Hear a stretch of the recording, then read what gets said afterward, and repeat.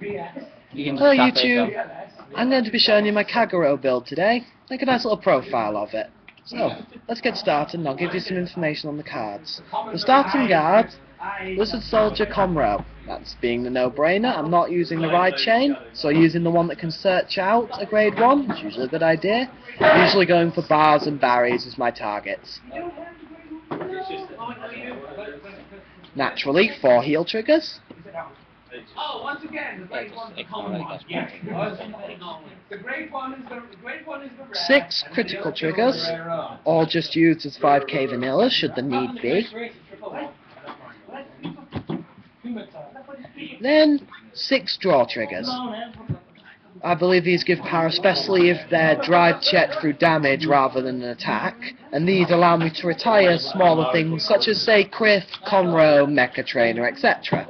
Works quite nicely so far. Now to the grade 1s.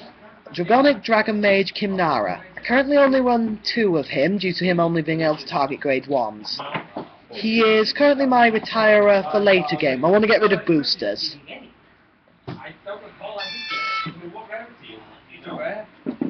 Then there's Embodiment of Armored Bar, the 8k vanilla, just pure power. What do you want more? Rares or commons? Commons basically.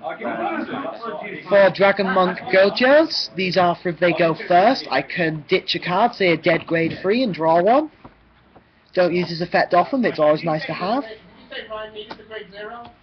And finally, for the grade 1s, 3 Wyvern Guard Barries, the perfect guards. That's self-explanatory. Now for the grade 2s.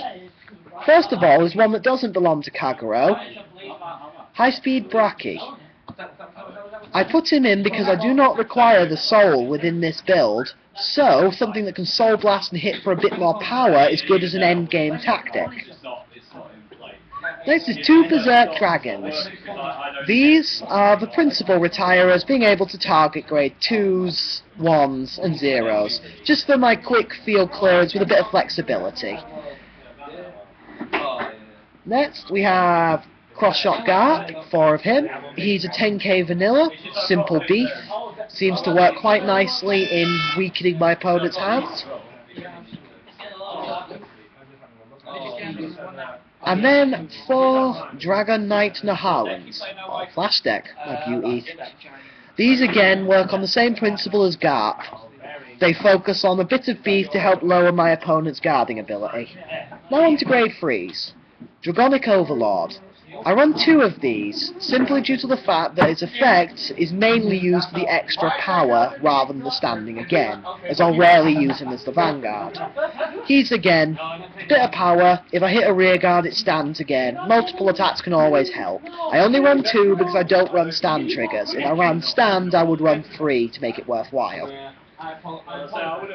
Next is Dragonic Waterfall. He basically, when he attacks, he becomes a 13k beta that can potentially be 23k before boosts and triggers, getting rid of unwanted grade 3s. This is simply due to power. Always nice to have a hard hitter that forces them to use 1 extra guard. Plus, I love his artwork. And then the main aim of my deck. Dragon Monk Goku. And yes, his power level is over 9,000. I mainly picked him, of course. I placed him in mainly because he's the principal retirer. Should a grade 3 be revealed, it's not very good for drive checks. At least this time, if I reveal a grade 3, I can retire a grade 1 or lower unit.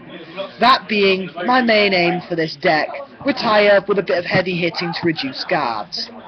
That's my Kagero deck. Feel free to give any comments and criticisms. However, I will not run stand triggers due to not liking them and they're being risky for driving, and I wouldn't like to use Lawkeeper over Waterfall.